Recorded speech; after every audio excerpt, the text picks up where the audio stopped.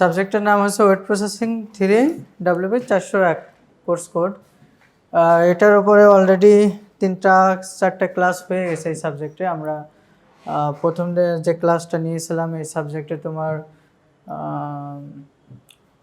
কেন এই সাবজেক্টটা আমরা পড়তে চাচ্ছি, তাই না? প্রত্যেকটা কাজের তো একটা উদ্দেশ্য থাকে। তুমি লাস্টের 2-1টা ক্লাস আমরা মিসিং করছো, যে কারণে আমি একটু প্রিভিয়াস কয়েকটা ক্লাসের একটু সামারাইজ করব জাস্ট 5 মিনিটসের মধ্যে। তো এই সাবজেক্টটা কেন আসলে আমরা পড়তে যাচ্ছি, প্রত্যেকটা কাজের একটা উদ্দেশ্য থাকে। এটারও একটা উদ্দেশ্য আছে যে এই কোর্সটা কেন আমরা অফার করছি, এই বিএসসি ইঞ্জিনিয়ারিংয়ের টেক্সটাইল ইঞ্জিনিয়ারিং, সেটা আমরা দেখেছিলাম rationally of this course.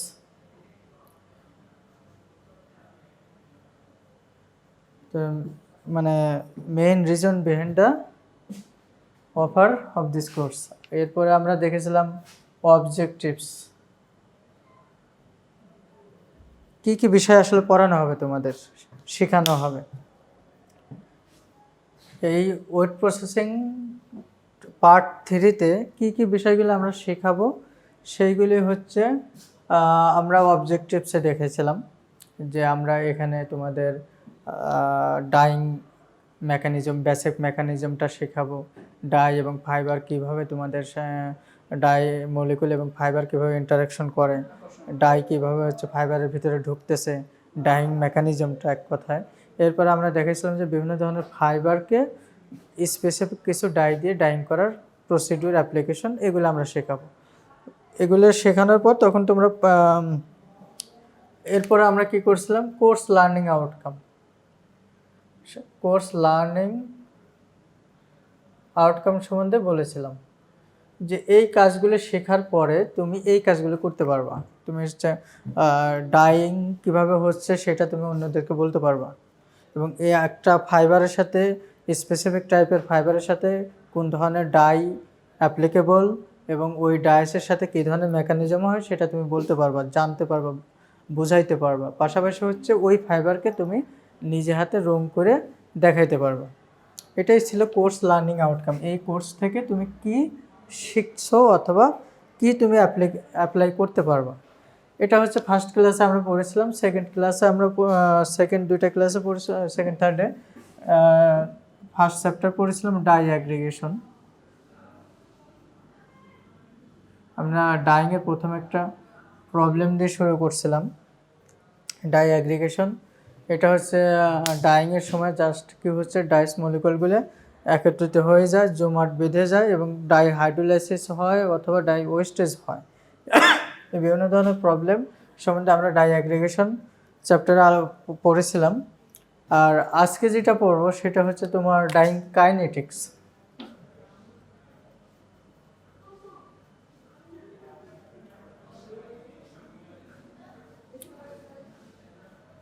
Dyeing kinetics চ্যাপ্টারে আজকে আমরা দেখবো আসলে ডাইস মলিকুলগুলো আসলে কীভাবে যাচ্ছে। এটাও ডাইং মেকানিজম। আর এই যে যেটা এখন এই চ্যাপ্টার থেকে আমরা শুরু করতেছি, এটা বলা চলে basic mechanism of dyeing. Dye fibre ইন্টারাকশনের বিভিন্ন ধরনের ধাপ, আসলে কিভাবে ডাই ফাইবার ইন্টারাকশন হয় এবং তার রিলেটেড বেশ কিছু টার্মগুলি নিয়ে আমরা ধাপে ধাপে বিভিন্ন চ্যাপ্টারে আলোচনা করব। তো এই চ্যাপ্টারের নাম থেকে তুমি কি বুঝতেছো বলো তো? মানে কাইনেটিক্স মানে হচ্ছে গতিবিদ্যা, তাই না?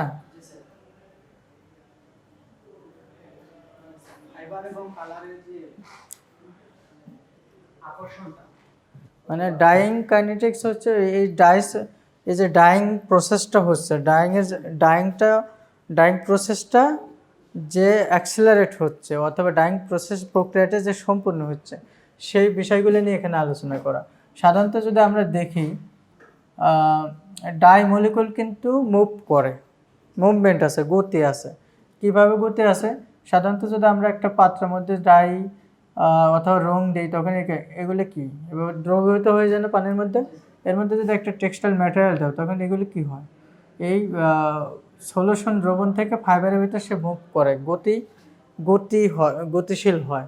এটা হচ্ছে জাস্ট ইন্টারমলিকুলার ফোর্সের মাধ্যমে হোক অথবা ইলেকট্রোলাইট ইউজের মাধ্যমে হোক, এক্সটার্নাল ফোর্স অ্যাপ্লাইয়ের মাধ্যমে হোক অথবা নিজেদের ইন্টারাকশনের মাধ্যমে হোক, এই মলিকুলগুলো ফাইবারের ভিতর পেনিট্রেট হয়, প্রবেশ করে, তাহলে এখান থেকে তার কি গতি পাচ্ছে, একটা মুভমেন্ট পাচ্ছে। এই সব বিষয়গুলো নিয়ে আসলে এই ডাইমলিকুলগুলো ফাইবারের মধ্যে কিভাবে যাচ্ছে, তার এক্সটার্নাল ফোর্স অ্যাপ্লাই করা লাগছে কিনা, কেন করা লাগছে, কী ধরনের মেকানিজম আছে এখানে, এই বিষয়গুলি নিয়ে আমরা এই চ্যাপ্টারে আলোচনা করব এবং আরও এরপরও আরও আরেকটা চ্যাপ্টার আছে সেটাতেও আমরা আলোচনা করব।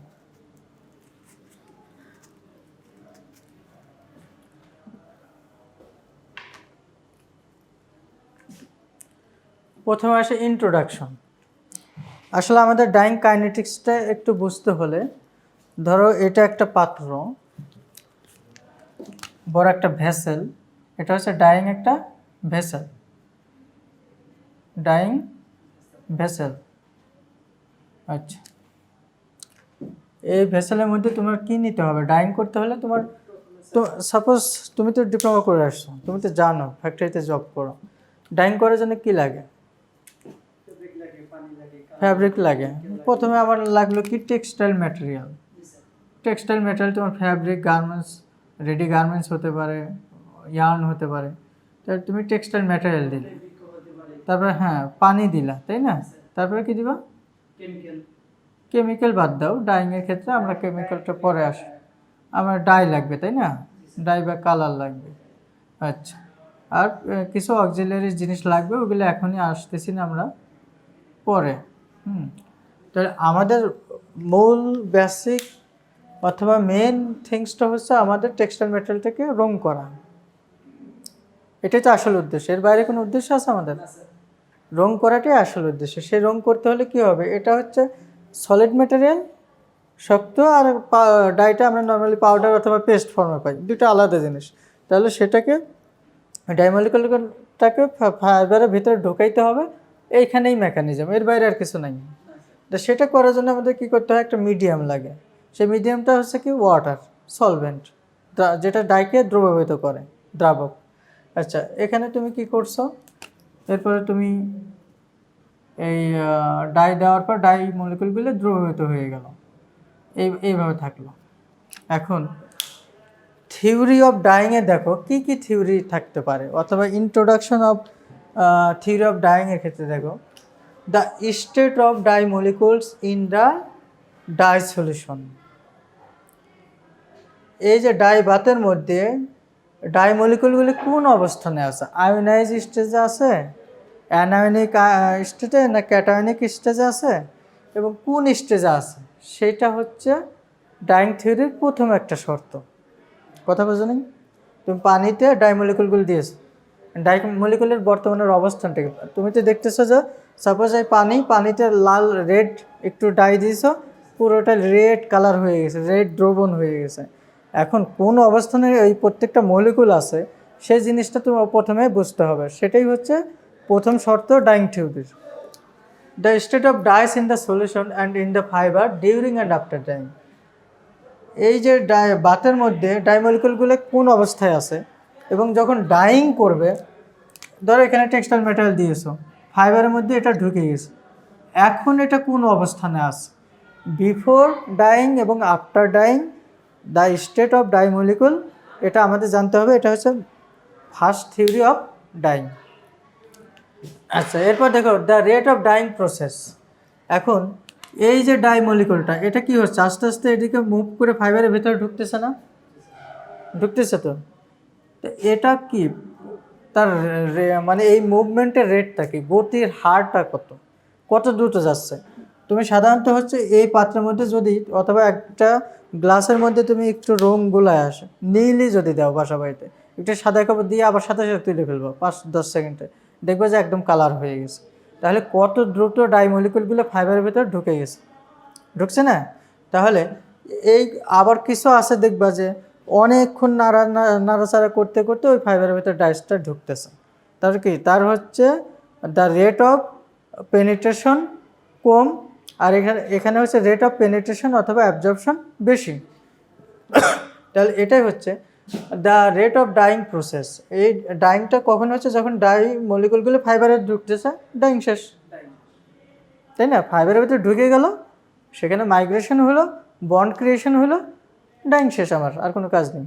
তাহলে এই মলিকুলগুলো ফাইবারের মধ্যে ঢুকতেছে, তার একটা আনুপাতিক হার আছে, মানে গতির একটা আনুপাতিক হার আছে, সেটা আমাদের জানতে হবে। And how this are influenced by mass transfer of dye from dye বা solution to the dye fibre interaction. এবং এটা ওই যখন কি হচ্ছে, এই পাত্রের মধ্যে প্রচুর পরিমাণ ডাইমলিকুল আছে না, অ্যাভেলেবেল না দিলে আমার কাঙ্ক্ষিত শেড আসবে না। এই মাস ট্রান্সফারের ক্ষেত্রে রেটটা কেমন সেটাও আমাদের জানতে হবে, এবং ফাইবারের সাথে ডাইমলিকুলের ইন্টারাকশনটা কেমন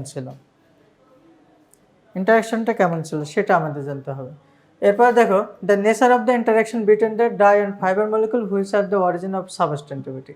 এখন কিছু ডাই মলিকুল আছে এবং কিছু ফাইবার আছে, যখন তুমি পাত্রের মধ্যে দিবা সাথে সাথে রং নিয়ে নেয়। ইনহেরেন্ট সাবস্টেন্টিভিটি বলে যেটা, মানে সহজাত আকর্ষণ ক্ষমতা, ইনহেরেন্ট ইন্টারাকশন, যে ওই ডাইয়ের প্রতি ওই ফাইবারের একটা ডাইরেক্ট অ্যাফিনিটি আছে। যে ডিরেক্ট ডাই নাম শুনছো না? ডিরেক্ট ডাই হচ্ছে কটন ফাইবারকে সরাসরি অ্যাপ্লাই করা যায়, এই জন্য কটন ফাইবারকে ডিরেক্ট ডাইকে কটন ডাই বলা হয়, অথবা এই জন্যই ডাইরেক্ট ডাই বলা হয়, তাই না? ডাইরেক্ট অ্যাফিনিটি আছে, এই জন্য ডাইরেক্ট ডাই বলা হয়। তো এটা হচ্ছে ইনহেরেন্ট সাবস্টেন্টিভিটি আছে, অথবা ইনহেরেন্ট ইন্টারাকশন অ্যাট্রাকশন আছে। কিছু ডাই মলিকুল আছে, ওই ডাই মলিকুল ওই ফাইবারের সাথে তার কোনো ইন্টারাকশন নাই, মানে আকর্ষণ নাই, বাট যখনই তুমি এখানে মডার্ন দাও না, রিঅ্যাক্টিভ না, তোমার বিভিন্ন ধরনের হতে পারে, ন্যাচারাল ডাই হতে পারে, ওই ফাইবার দিয়ে তুমি ওই ডাই দিয়ে ওই ফাইবারকে রং করতে পারো, বাট কোনো ইন্টারাকশন নেই। যখনই তুমি সেখানে একটা ব্রেজিং গ্রুপ অথবা মডার্নিং কেমিক্যাল দিচ্ছ, তখন কী করতেছে, ডাই মলিকুলটাকে ফাইবারের সাথে এভাবে কাপলিং করায় দিচ্ছে, বন্ড সল্ট লিঙ্কেজ করায় দিচ্ছে, অথবা বন্ড গঠন করায় দিচ্ছে। তখন কী হচ্ছে, ওই ডাই মলিকুলটা ফাইবারের সাথে লেগে থাকতেছে, ফাইবারটা রং হয়ে যাচ্ছে, এইটাই। এখন আসলে ইন্টারাকশনটা কেমন সেই জিনিসটা আমাদের বুঝতে হবে। তারপর ফোর্থ ওয়ান দেখো, the treatment of dyeing is thermodynamics equilibrium and its description in terms of thermodynamic variables. আর এই যে ডাইংটা হচ্ছে, এটা কিন্তু ম্যাক্সিমাম ডাইয়ের ক্ষেত্রেই তাপের মাধ্যমে হচ্ছে। মিডিয়াম ব্র্যান্ডের ক্ষেত্রেও আমরা মিনিমাম 60 ডিগ্রি সেন্টিগ্রেডে ডাইং করি ম্যাক্সিমাম ডাইসের ক্ষেত্রে, আর হট ব্র্যান্ডের ক্ষেত্রে আমরা 85 থেকে 85, 95ও কিছু কিছু হয় লাইট শেডের ক্ষেত্রে। আর হচ্ছে তোমার এরকম যদি হয় সিনথেটিক হয়, তাহলে তো 120, এবং পলিস্টারলে 135, তাই না? তাহলে বিষয়টা দেখো, ডিপেন্ড করতেছে different types of fibre properties, fibre classification. আচ্ছা, আর এগুলো অবশ্যই তাপের উপরে, একটা থার্মোডাইনামিক্স। এরপর দেখো, the theory of fibre structure and how this influence dyeing rate and equilibrium. আরেকটা ইম্পর্টেন্ট বিষয় হচ্ছে এই ফাইবারের স্ট্রাকচার। এখন কটন ফাইবারের যেভাবে তুমি ডাইং করবা, তার যে অ্যাবজর্বেন্সি ক্যাপাবিলিটি, পলিস্টারের তো সেরকম না। তা আবার হচ্ছে তোমার আদার্স ন্যাচারাল ফাইবারের অ্যাবজর্বেন্সি সেরকম না। তো সেক্ষেত্রে হচ্ছে ফাইবার টু ফাইবার তার স্ট্রাকচারও যেমন একরকম না। যদি আমরা একটা ফাইবারকে অ্যানালাইসিস করি, দুইটা রিজন পাই, একটা হচ্ছে ক্রিস্টালিন আর একটা হচ্ছে অ্যামরফাস, তাই না? এটা এইরকম পোর্শনটাকে আমরা ক্রিস্টালাইন বলি, আর যেখানে হচ্ছে একটু দুর্বল উইক বন্ড থাকে, হাইড্রক্সিল গ্রুপগুলো বেশি থাকে, সেইগুলোকে ওই পোর্শনটাকে আমরা বলি অ্যামরফাস রিজন। এই অ্যামরফাস রিজনে হচ্ছে একটা মলিকুল থেকে আরেকটা মলিকুলের ডিস্টেন্স বেশি থাকে, বন্ডটা উইক থাকে, দুর্বল বন্ড থাকে, এবং চেন স্লিপেজ বেশি হয়, হালকা টানে এটা প্রসারিত হয়, ফ্লেক্সিবিলিটি বেশি হয়। আর এই ক্রিস্টালিন রিজনে হচ্ছে কার্বন কার্বন ডাবল বন্ড থাকে, কোভ্যালেন্ট বন্ড থাকে, এবং অ্যাটমগুলো খুব ক্লোজলি প্যারালালি থাকে এবং সমান্তরাল থাকে, যে কারণে হচ্ছে এটা সহজে টানলে প্রসারিত হয় না, স্ট্রেংথ বেশি থাকে, এবং কোনো ফ্রি স্পেস, ভ্যাকেন্ট স্পেস থাকে না, যে কারণে এই ক্রিস্টালাইন রিজনে কোনো ধরনের আদার্স মলিকুল ঢোকানো যায় না, সেটা পানি বলো অথবা আদার্স ডাই মলিকুল বলো। কিন্তু অ্যামরফাস রিজনে যেহেতু দুর্বল বন্ড, ফাঁকা ফ্রি স্পেস বেশি, এবং টানলে চেইন স্লিপ করে, মলিকুলার চেইনটা স্লিপ করে, ফ্রি স্পেস ক্রিয়েট হয়। এই জায়গাতে খুব সহজেই তোমার ডাইস মলিকুল বলো, কেমিক্যাল বলো অথবা ওয়াটার মলিকুল ঢুকে যায়। এখন যে ফাইবারের অথবা যে ম্যাটেরিয়ালের এই অ্যামারফাস রিজনের পরিমাণ বেশি, সে বেশি পরিমাণ শোষণ করবে, তাই না? তার শক্তি কম হবে, তার ফ্লেক্সিবিলিটি বেশি হবে, নমনীয়তা বেশি হবে। কথা কি বুঝছো? তাহলে এই প্রত্যেকটা টেক্সটাইল ফাইবারের ক্ষেত্রেও সেম। যদি আমরা পলিস্টার ফাইবারের ময়েশ্চার রিগেন ধরি তাহলে কত? 0.4। আর কটনের যদি ধরি তাহলে 8.5% ময়েশ্চার রিগেন। তার মানে ওই কটনের এই ফাঁকা জায়গার পরিমাণটা বেশি, বেশি পরিমাণ পানি বাতাস থেকে সে অ্যাবজর্ব করতে পারে, শোষণ করতে পারে। পলিস্টারে কিন্তু এই ক্রিস্টালিন রিজনের পরিমাণটা বেশি, ফাঁকা জায়গা কম। এই জন্য পলিস্টারকে কী করতে হয়, 130-35 ডিগ্রি সেন্টিগ্রেড হাই টেম্পারেচারে এখানে এই ক্রিস্টালিনটি কুমায়া ফাঁকা জায়গা তৈরি করতে হয়, মলিকুলার ওরিয়েন্টেশন চেঞ্জ করতে হয়, করে দেন এখানে ডাইস মলিকুলগুলো প্লেস করে দিতে হয়। আবার যখন টেম্পারেচার কমায় দেয় তখন এই মলিকুলগুলো ট্র্যাপে পড়ে আটকে যায়। এইভাবে হচ্ছে আমরা পলিস্টার ডাইং করে থাকি। সরি, তাহলে এটা হচ্ছে ইন্ট্রোডাকশন অথবা বেসিক থিওরি অফ ডাইং। এখন বুঝতে পারছো কি কিছু তুমি? মানে যে এই যে বিষয়গুলি বললাম এটাই কিন্তু সামারি পুরো ডাইংয়ের জন্য। যত এতটুকু যদি তুমি বুঝতে পারো যে বেসিকটা আমাদের আসলে কি করতে হবে। ডাইং করতে হলে রং আমার লাগবে, রংটা আমি সিলেক্ট করবো কিসের উপর ভিত্তি করে, আমার কোন ধরনের টেক্সটাইল ম্যাটেরিয়াল ফাইবার তার উপরে, এবং ওই ফাইবারের সাথে ওই ডাই মলিকুলের ইন্টারাকশনটা কেমন জানতে হবে। ইন্টারাকশনটা জানার পরে আমাদেরকে ডাই বাথ তৈরি করতে হবে, সেখানে ডাই মলিকুলগুলি কীভাবে ফাইবারের মধ্যে ঢুকতেছে সেই মেকানিজমটা জানতে হবে, এনাফ। এবং কোন ধরনের বন্ড গঠন করতেছে, এনাফ, ডাইং শেষ। এখন এটার জন্য আমাদের অনেক কিছু আরও জানতে হবে, কারণ তুমি তো টেক্সটাইল ইঞ্জিনিয়ার হচ্ছ, তাই না? তুমি তো নর্মাল এরকম কিছু না, তোমাকে তো আসলে ভেতরে অনেক কিছুই জানতে হবে। আচ্ছা, এখন দেখো ডাইং কাইনেটিক্সের ডেফিনেশনটা বলো তো। ডাইং কাইনেটিক্স তাহলে কি বলা যায়? molecules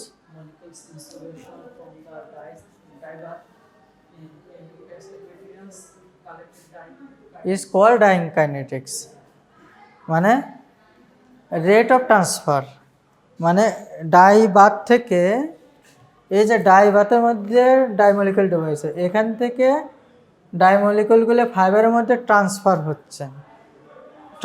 হচ্ছে কি হারে ট্রান্সফার হচ্ছে।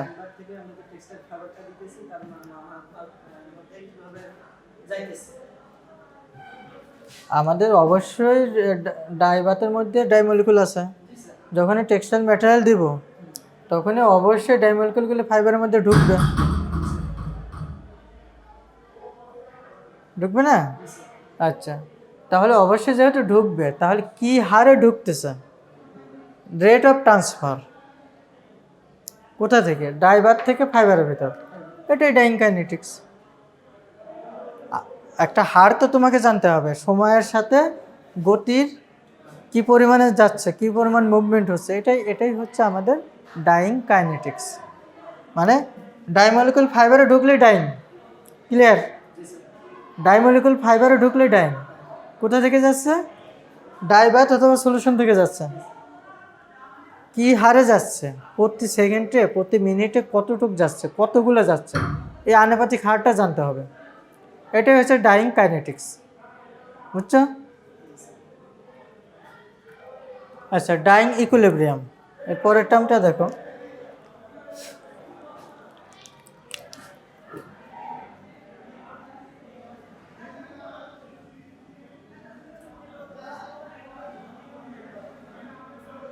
ইকুইলিব্রিয়াম বাংলা হচ্ছে কি, সাম্যাবস্থা।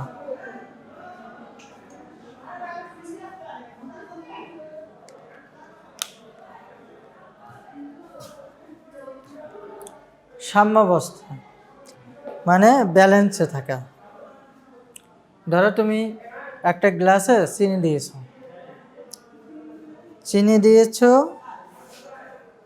আর পানি দিয়েছ। চিনি যখন দিচ্ছ তখন কি হচ্ছে, 1 চামচ দিলা তখন এটা 1 চামচ দিলে এটা দ্রবীভূত হয়ে গেল, 2 চামচ দিলে এটা দ্রবীভূত হয়ে গেল, 3 চামচ দিলে দ্রবীভূত হয়ে গেল, 4 চামচ দিলে কিছু দ্রবীভূত হলো কিছু হলো না, 5 চামচ দিলে আরও বেশি অদ্রবণীয় থাকলো।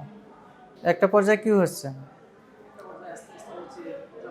মানে আর কোনো রিয়াকশন হচ্ছে না, কারণ আর ওইখানে আর কোনো রিয়াক্ট্যান্ট এমন কোনো সলিউশন পাচ্ছে না, সলভেন্ট পাচ্ছে না যার সাথে দ্রবীভূত হবে, তাই না? কারণ লবণগুলো অদ্রবণীয়, সলুটটা অদ্রবণীয় থাকতেছে। তা একটা সময় যে সে কী হচ্ছে, আর কোনো রিয়াকশনে যাচ্ছে না, পারতেছে না। তা ওই অবস্থানটাকে আমরা যদি বলি যে কোনো একটা কেমিক্যাল রিয়াকশনে দ্রব্য এবং দ্রাবক, দ্রাবক হচ্ছে যে অন্যকে দ্রবীভূত করে। পানি এক ধরনের দ্রাবক, পানিতে চিনি অথবা লবণ দিলে গলায় ফেলে, দ্রবীভূত করে ফেলে। তো যে কেমিক্যাল অথবা রাসায়নিক বিক্রিয়ায় কোনো দ্রাবক এবং দ্রব নতুন কোনো আর রিয়াকশনে না যায়, নতুন কোনো প্রোডাক্ট আর প্রডিউস না করে, ওই অবস্থানটাকে সাম্যাবস্থা বলে। বুঝছো? আবার একটু বলি, দেখো, in chemical reaction equilibrium is the state in which both reactant, দুই ধরনের রিয়াক্টেন্ট। সাপোজ ধরো এখানে পানি চিনির এক্সাম্পল দিয়েছি, ওটা আসলে অ্যাকুরেট না, কিছুটা বোঝানোর জন্য তোমাকে। সাপোজ তুমি সোডিয়াম প্লাস ক্লোরিন,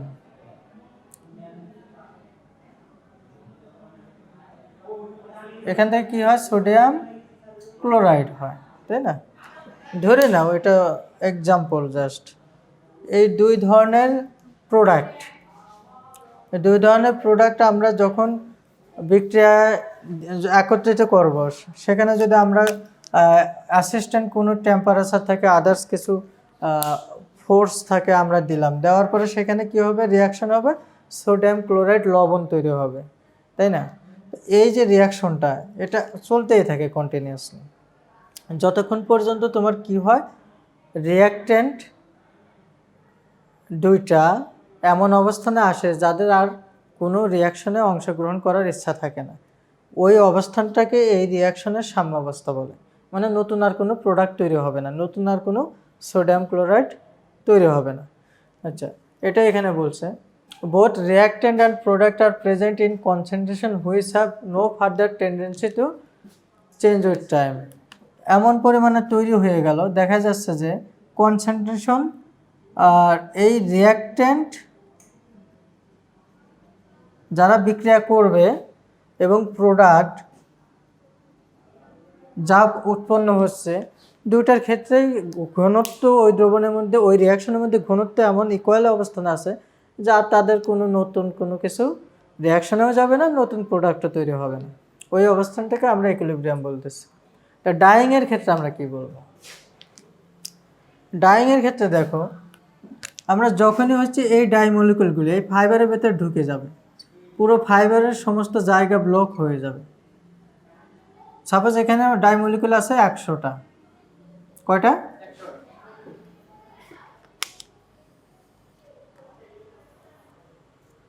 আমি ক্লাসে আছি, পরে কল দিই, ক্লাসে আছে ক্লাস। আচ্ছা,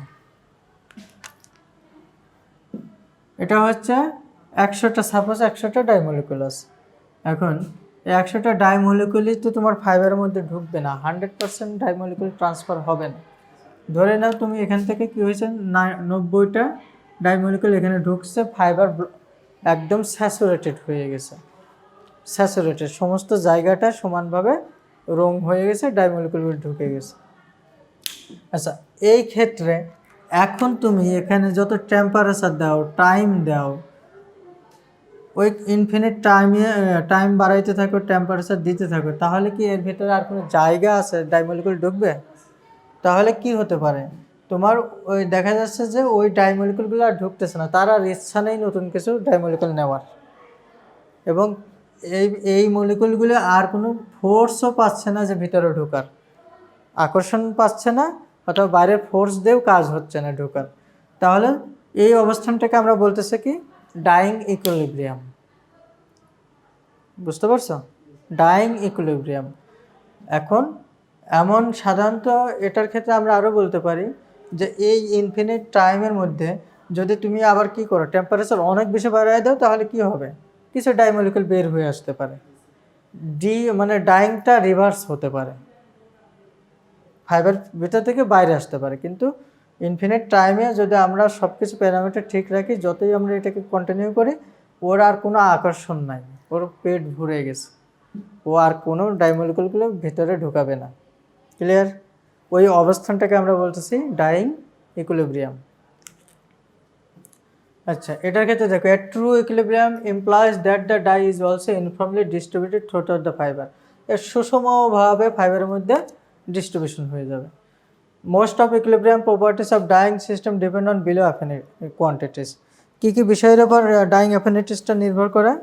প্রথমে দেখো অ্যাফিনিটি। অবশ্যই ডাইমলিকুল ফাইবারে ঢুকতে গেলে তাদের মধ্যে আকর্ষণ না থাকলে কেমনে যাবে? তুমি কটন ফাইবারকে ডিসপাস দিয়ে ডাইং করতে পারবা? কারণ কি, ওদের মধ্যে কোনো আকর্ষণই নাই, আকর্ষণই নেই, অ্যাট্রাকশন অ্যাফিনিটি কিচ্ছু নেই। আল্লাহ, কি হলো বন্ধু? আচ্ছা, হিট অফ ডাইং। এই ডাইংটা আমি একটু আগেই বললাম থার্মোডাইনামিক। এখানে টেম্পারেচার ছাড়া স্পেসিফিক দু একটা ডাইস অথবা কালারিং কম্পোনেন্ট আছে যারা কোল অথবা হচ্ছে একদম আইস টেম্পারেচার, যেমন অ্যাজয়েক কালার, ম্যাজিক কালার, এরকম দু একটা ছাড়া ম্যাক্সিমাম ক্ষেত্রে টেম্পারেচার লাগে।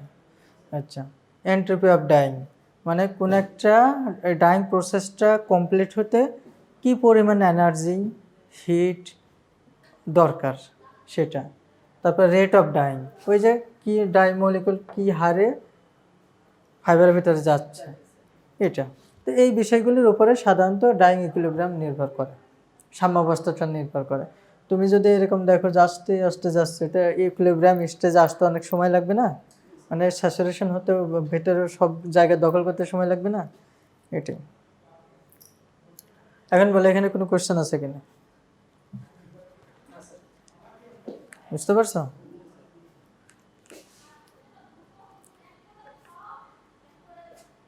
আচ্ছা, এখানে একটা ভিডিও আছে, এটা কি চালু করা যাবে?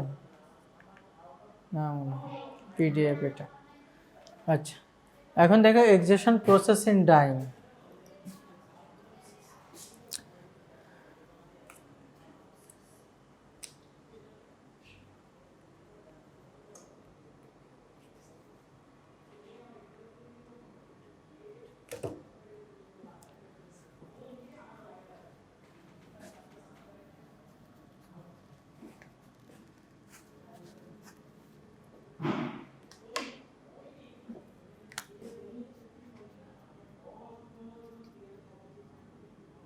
তুমি চাকরি করো কোথায়? থার্মেক্সে আছো? আচ্ছা, থার্মেক্সে কোন সেকশন আছে? নিট ড্রাইংয়ে না? তোমার দেশের বাড়ি কোথায়? দিনাজপুর। ডিপ্লোমা কোথায় করছো? দিনাজপুরে না? সরকারিতে? আচ্ছা, কোনটাতে? উপসর, হ্যাঁ নাম শুনছি। ডাইংয়ে কতদিন আছো? প্রায় 3 বছর হতেছে। কোন সেকশনে আছো? নিট ড্রাইংয়ের কোনটা করো, কোন কাজটা করো? Machine operator. কোন মেশিন চালাও?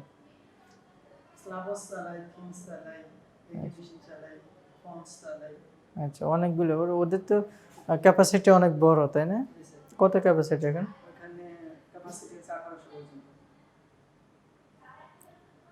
তাহলে তো ডাইংয়ের সাথে সরাসরি জড়িত আছো।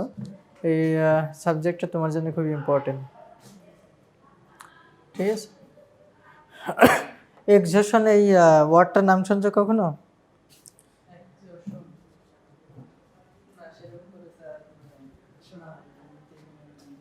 আচ্ছা, এক্সহস্ট ডাইং এর মেথড কয়টা এটা জানো তো?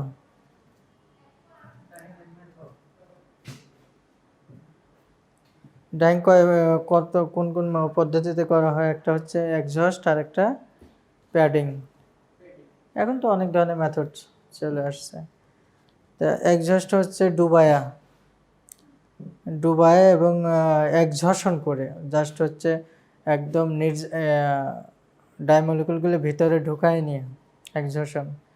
আর হচ্ছে প্যাডিং হচ্ছে প্যাডেড করা, রোলারের সাহায্যে ডাই স্পেসটাকে অথবা সলিউশনের মধ্যে ডুবানোর পরে ফ্যাব্রিকটাকে প্যাডেড অথবা প্রেশার রোলারের সাহায্যে ওটাকে ফাইবারের সাথে লাগাইয়ে দেওয়া এবং এরপরে হেডসেট করা, স্টেমিং করা, ড্রাইং করা। তো যাই হোক, এক্সহশন হচ্ছে যখন হচ্ছে ডাই মলিকুলগুলো ফাইবারের মধ্যে প্রবেশ করতেছে, 3টা স্টেপ কমপ্লিট হচ্ছে। একটা হচ্ছে তোমার অ্যাডজর্পশন হচ্ছে, আরেকটা হচ্ছে অ্যাবজর্পশন হচ্ছে, আরেকটা হচ্ছে ডিজর্পশন হচ্ছে। 3টা প্রসেস যখন সাকসেসফুলি কমপ্লিট হচ্ছে তখন ওই প্রসেসটাকে আমরা বলতেছি exhaustion. When 3 process adsorption, absorption, desorption are completed, then dies molecule enter into the fiber. This is called exhaustion. এই যে ফাইবারের মধ্যে ভেতরে ঢুকে গেলে এই ডাইমলিকুল ঢুকতেছে, এই প্রসেসটাকে আমরা এক্সহশন বলতেছি। এখন এই এক্সহশনের ক্ষেত্রে আবার আমাদের কয়টা প্রসেস ফলো করতে হচ্ছে?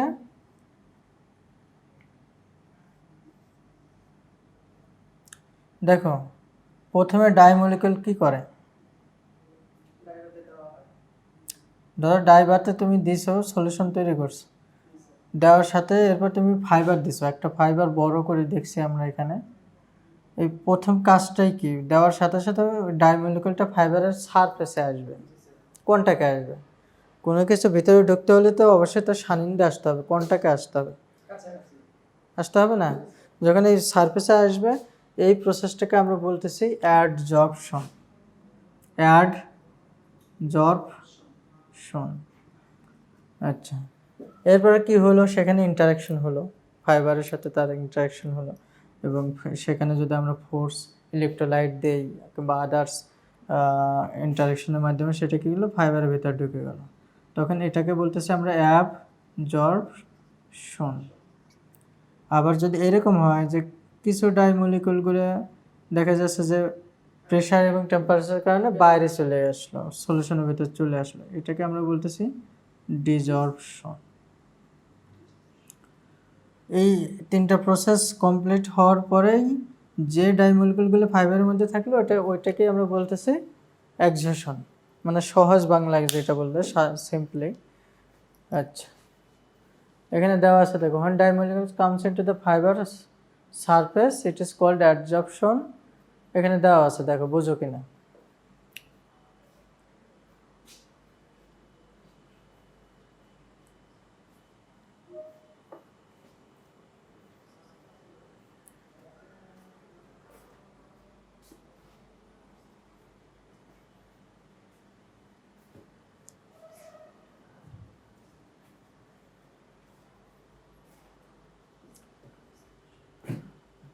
এটা হচ্ছে ডাইবাত।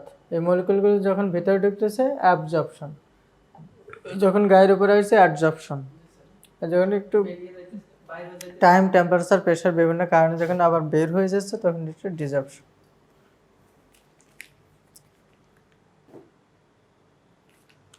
দেখো, এখানে একটা ইমেজ ছিল, ইমেজটা পিডিএফ করার পর আসেনি, আর এখানে পাওয়ার পয়েন্টটা ওপেন হয় না, একটু সমস্যা। তা এই এক্সহশনটা আমরা কিভাবে নির্ণয় করি? যে ডাইবাতের মধ্যে যে পরিমাণ ডাই মলিকুল আছে আর সেখান থেকে কি পরিমাণ ডাই মলিকুল ফাইবারের মধ্যে ঢুকলো, আমরা দেখলাম না যে এখান থেকে ফাইবারের মধ্যে কিছু ঢুকছে, আবার দু একটা বের হয়ে যাচ্ছে, আবার বাইরেও আছে, সলিউশনের মধ্যেও আছে, সব তো আর ঢুকতে পারবে না ডাই মলিকুল। তাহলে কি পরিমাণ ডাই মলিকুল ফাইবারের মধ্যে ঢুকলো, কি পরিমাণ ডাই মলিকুল বাতে ছিল, এই দুইটার ডিফারেন্সটাকে যদি আমরা টোটাল ডাইমলিকুলের সংখ্যা দিয়ে ভাগ করি এবং সেটাকে শতকরায় প্রকাশ করি, সেটাকে আমরা বলতেছি এক্সহশন পার্সেন্টেজ। তাহলে এক্সহশনের সঙ্গে দাঁড়ালো কি? The difference between the concentration of total dye molecule মানে original dye molecule minus concentration of total dye molecule in the fibre, মানে ডাইং করার পরে ফাইবারে ঢোকার যতগুলো ঢুকছে আর বাতের মধ্যে যতগুলো ছিল, এই দুটার পার্থক্যকে যদি আমরা বাতের মধ্যে টোটাল যা ছিল সেটা দিয়ে ভাগ করি, সেটাই হচ্ছে এক্সোশন। এবং এটাকে যদি আমরা শতকরায় প্রকাশ করি তাহলে এক্সোশন পার্সেন্টেজ হচ্ছে। সাপোজ এখানে তোমার অরিজিনাল ছিল 100টা ডাইমলিকুল, ফাইবারের মধ্যে ঢুকছে 90টা, আর এখানে আছে অরিজিনালটা ছিল 100 বাই গুণন 100, তাহলে কত 10 বাই 100, তাহলে এই সামনে কাটিয়ে গেল, এই সামনে কাটিয়ে গেল, কত পার্সেন্ট? 90 না, 10%। একটা কাটলে 10%। না, এটা উল্টা হয়ে গেল নাকি? Concentrate of dye in the process respectively of dye in the dye bath initially, ঠিকই আছে, ফর্মুলা ঠিক আছে। 100 বাই 100 আচ্ছা 10 ইন্টু 10 বাই 110, আচ্ছা 10%। এটা এক্সোশন পার্সেন্টেজ হচ্ছে 10। না, এটা 10% হবে না, এটা ভুল হয়েছে, এটা হবে হচ্ছে তোমার 90%।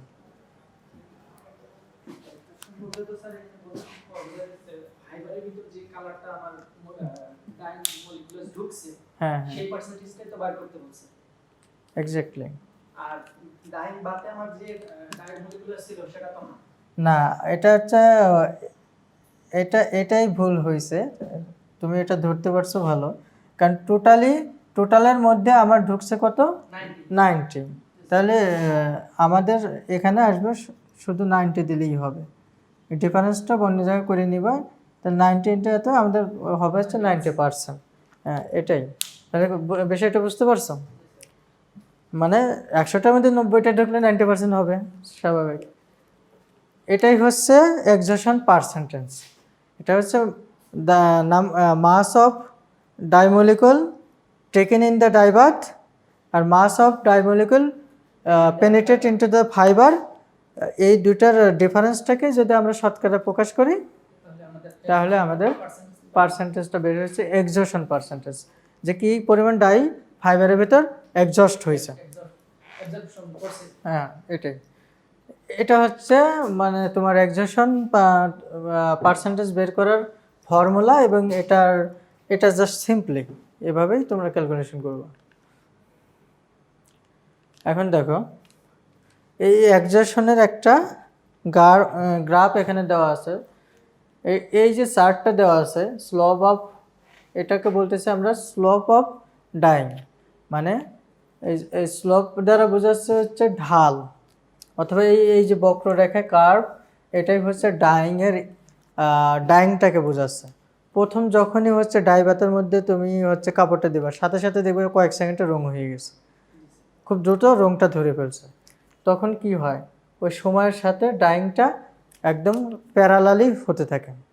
কিন্তু আস্তে আস্তে কি হয়, সময়ের সাথে যতই তুমি বাড়াইতে থাকো, সময় যতই বাড়তে থাকে, ডাইংটা কিন্তু মানে ওই অনুযায়ী আর বাড়তেছে না। কারণ তুমি দেখবা যে প্রথম 30 সেকেন্ডেই প্রায় 50% ডাইং হয়ে যায়, যেটাকে কালার স্ট্রাইক বলে। 50% ডাইমলিকুল ফাইবার ঢুকে যায়, বাকি 50% ঢুকানোর জন্য 6-7 ঘন্টা ঘোরাইতে হয়, হিট দিতে হয়, প্রেশার দিতে হয়, ইলেকট্রোলাইট দিতে হয়, সল্ট দিতে হয়, তাই না? তাহলে এটার ক্ষেত্রে দেখো, এটা হচ্ছে এক্সোশন পার্সেন্টেজের কার্ভ, এটা হচ্ছে টাইমের কার্ভ। এখন একটা নির্দিষ্ট পর্যন্ত যাওয়ার পর আস্তে আস্তে এটা কি হয়, এরকম স্লো হয়, মানে ধীরে ধীরে ধীরে ধীরে ডাই মলিকুল অথবা এক্সোশন পার্সেন্ট আস্তে আস্তে কমতেছে, কারণ ওই আনুপাতিক হারে এভাবে তো প্যারালালি যাওয়ার কথা ছিল, তাই না? এক্সোশনে বাড়বে, টাইম বাড়ার সাথে সাথে এক্সোশন সমানুপাতিক হারে বাড়ার কথা ছিল, কিন্তু সেটা না করে প্রথম অবস্থা অনেক বাড়ার পরে আস্তে আস্তে এটা কি হয়, এভাবে যতই আর তুমি টাইম বাড়াও, টেম্পারেচার বাড়াও, আর ওটা এক্সোশন বাড়তেছে না। আচ্ছা, এখানে দেখো, the slope of dying exhaustion curve defines the rate of dying at any instant during the process. এটা হচ্ছে ডাইং রেটটাকে সে ইন্ডিকেট করতেছে। প্রথম দিকে রেটটা অনেক বেশি ছিল ডাইমলিকুলার ট্রান্সফারের, আস্তে আস্তে আস্তে আস্তে আস্তে আস্তে এটা কি হচ্ছে, কমতেছে। এবং একটা পর্যায়ে এসে দেখো এই লেভেলে এসে এক্সেশন সাপোজ 90-র কাছে, মানে ফাইবারের মধ্যে আর জায়গায় নাই, ফাঁকা জায়গা নেই, এক্সেশন ম্যাক্সিমাম হয়ে গেছে। টাইম তুমি যতই দেওয়ার এই জায়গায় এসে কি হচ্ছে, এইখান থেকে দেখো আর কিছু হচ্ছে না, ফাইবারের মধ্যে ডাইমলিকুল ঢুকতেছে না, তার মানে এখানে আর সাম্যাবস্থা চলে আসছে। এবং একটা আরও যদি কন্টিনিউ করে এক পর্যায়ে যেতে কী হবে, ডাইমলিকুল আবার বের হয়ে ডিজার্পশন হতে পারে যদি টেম্পারেচার টাইম এগুলো বাড়াইতে থাকে। আচ্ছা, এরপর দেখো an equilibrium is reached where no more dye is taken up by the, ওই যে একই কথা, ইকুইলিব্রিয়ামে আর কোনো ডাই মলিকুল সে নিবে না, ঠিক আছে। Typical accession curve show the initial rate of dying, ওই তো একই কথা, ইনিশিয়াল রেট অফ ডাইং, এই কার্ভটাই আমাদের এই যে এই পর্যন্ত ইনিশিয়াল রেটটা দেখাচ্ছে, যে ইনিশিয়াল রেট অফ ডাইং দেওয়ার সাথে সাথে সময় মানে খুব দ্রুত এটা ডাইমলিকুল ঢুকে গেছে, প্যারালাল এটা হচ্ছে অনেক উপর দিকে এক্সেশন পার্সেন্টেজ হয়েছে, মানে এখানে টাইমটা দেখো একদম খুব কম টাইম, কম টাইমে সেটা কি হয়েছে, একদম এক্সেশন অনেক বেশি হয়ে গেছে, সরি। এরপরে কি হয়েছে, আস্তে আস্তে ডিক্রিজিং রেট ইকুইলিব্রিয়াম।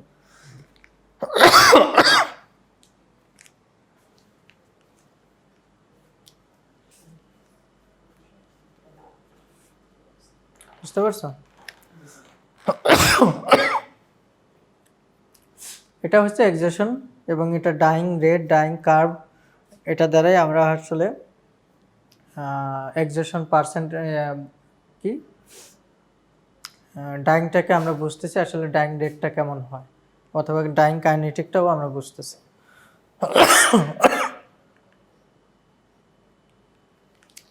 এরপর দেখো effect. Exhaustion curves characterize the dyeing properties of dye and are useful for selecting compatible dyes. ওই যে আমরা এটা দ্বারাই বুঝতেছি যে আসলে কী ধরনের ফাইবারের সাথে কোন ধরনের ডাই আমরা দিব, কারণ ওই কার্ভ থেকে আমরা বুঝতে পারবো যে না এটা ডাই ট্রান্সফারটা কোন দিকে গেছে, খুব ধীরে ধীরে হচ্ছে নাকি কেমন হচ্ছে। They should have very similar rate of exertion. আচ্ছা, the absorption equilibrium is usually rapid.